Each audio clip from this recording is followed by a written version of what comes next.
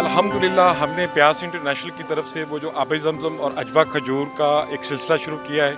आज हम इस वक्त मौजूद हैं पोली क्लिनिक के सामने और मैं हैरान हो गया हूँ यहाँ पर कि 550 के करीब यहाँ पे मरीज़ हैं और हम जितनी बोतलें लेके आए हैं वो बहुत कम पड़ गई हैं। सो इस लिहाज से अभी कल हम पिम्स करेंगे, फिर उसके बाद पिंडी के बाकी जितने भी हॉस्पिटल्स हैं उनमें करेंगे और ऐसे ही इंशाल्लाह लाहौर, कराची और बाकी दीगर मुल्कों में हम जाएंगे।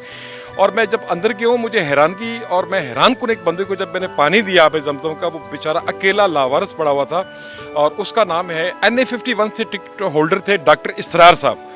हाकिम वक्त इस वक्त गवर्नमेंट में भी हैं, सब कुछ भी हैं, उसके बावजूद पीपल्स पार्टी का एक मंशूर था कि वो जाले हैं और वो अपने जालों को छोड़ते नहीं। मैंने उनके जाले को अभी लावारिस देखा इसकी पोली क्लिनिक की एक वार्ड के अंदर अकेले, तो जब मैंने उनको पहचाना तो उनकी आंखों में पानी आ गया।